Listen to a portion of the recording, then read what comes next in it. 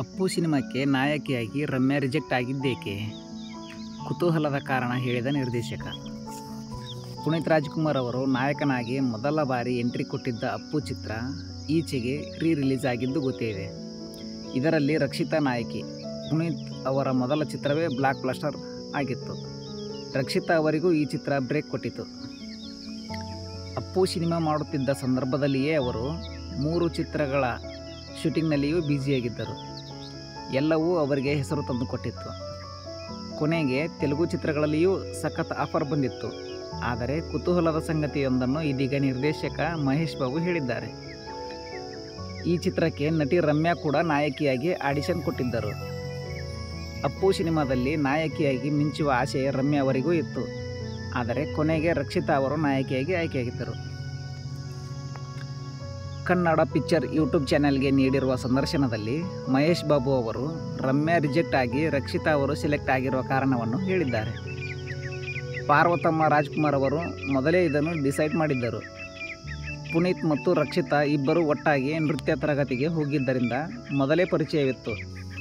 ಆದ್ದರಿಂದ ಆಕೆಯೇ ನಾಯಕಿ ಎಂದು ಹೇಳಿದ್ದರು ಪಾರ್ವತಮ್ಮ. ಅಷ್ಟಕ್ಕೂ ಪಾರ್ವತಮ್ಮ ಅವರಿಗೆ ಯಾರನ್ನೇ ನೋಡಿದ ತಕ್ಷಣ ಅವರೇ ನಾಯಕಿ ಎಂದು ತಿಳಿದುಬಿಡುತ್ತದೆ. ಕುತೂಹಲದ ವಿಷಯ ಏನೆಂದರೆ ಅವರ ಸೆಲೆಕ್ಷನ್ ಯಾವತ್ತಿಗೂ ತಪ್ಪೇ ಆಗಿರಲಿಲ್ಲ. ಇದೇ ಕಾರಣಕ್ಕೆ ಡಾಕ್ಟರ್ ರಾಜ್ ಕೂಡ ಪಾರ್ವತಮ್ಮನವರ ಈ ಮಾತನ್ನು ಒಪ್ಪಿಕೊಳ್ಳುತ್ತಿದ್ದರು. ಹಾಗೆಯೇ ರಮ್ಯಾ ರಿಜೆಕ್ಟ್ ಆಗಿ ರಕ್ಷಿತಾ ಸೆಲೆಕ್ಟ್ ಆದರು ಎಂದಿದ್ದಾರೆ. ಆದರೆ ರಕ್ಷಿತಾ ಅವರ ಜೊತೆ ಮಾತನಾಡಿದಾಗಲೇ ಅವರು ಅದೆಂಥ ಪ್ರತಿಭಾನ್ವಿತೆ ಎನ್ನುವುದು ನನಗೆ ತಿಳಿದು ಹೋಯಿತು. ಒಬ್ಬರನ್ನು ನೋಡಿದಾಗ ಡೈಲಾಗ್ ಕೊಟ್ಟು ನೋಡುವುದು, ಆಡಿಷನ್ ಮಾಡಿಸುವುದು ಬೇಕಿರಲ್ಲ. ಅವರ ಜೊತೆ ಸ್ವಲ್ಪ ಹೊತ್ತು ಮಾತಾಡಿದರೆ ಸಾಕು, ಅವರ ಬಗ್ಗೆ ತಿಳಿದುಕೊಳ್ಳಬಹುದು. ಹಾಗೆಯೇ ರಕ್ಷಿತಾ ಕೂಡ ಒಳ್ಳೆಯ ನಟಿ ಎನ್ನುವುದು ತಿಳಿದುಬಿಟ್ಟಿತು ಎಂದಿದ್ದಾರೆ ಮಹೇಶ್ ಬಾಬು. ರಕ್ಷಿತಾ ಕೊಡುತ್ತಿದ್ದ ಎಕ್ಸ್ಪ್ರೆಷನ್, ಡೈಲಾಗ್ ಡೆಲಿವರಿ ಇವತ್ತಿನ ಪಡ್ಡೆ ಹುಡುಗರಿಗೆ ಇಷ್ಟವಾಗುತ್ತದೆ ಎನ್ನಿಸಿಬಿಟ್ಟಿತು. ಪಾರ್ವತಮ್ಮನವರ ಸೆಲೆಕ್ಷನ್ ಸರಿಯಾಗಿತ್ತು.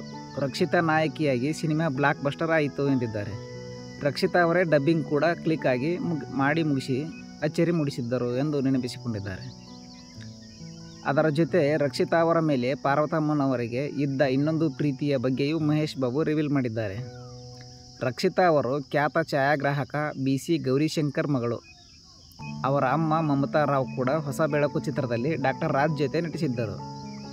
ವಜ್ರೇಶ್ವರಿ ಸಂಸ್ಥೆಯ ಕಾಯಂ ಛಾಯಾಗ್ರಾಹಕರಾಗಿದ್ದರು ಗೌರಿಶಂಕರ್. ಇವರ ಹಲವಾರು ಸೂಪರ್ ಹಿಟ್ ಸಿನಿಮಾಗಳಿಗೆ ಛಾಯಾಗ್ರಾಹಕರಾಗಿದ್ದಾರೆ. ಆನಂದ್, ಓಂ, ಜನುಮದ ಜೋಡಿ, ಹೃದಯ ಹೀಗೆ ಆ ಸಂಸ್ಥೆಗೆ ಹಲವು ಹಿಟ್ ಸಿನಿಮಾಗಳನ್ನು ಅವರು ಸೆರೆ ಹಿಡಿದಿದ್ದರು.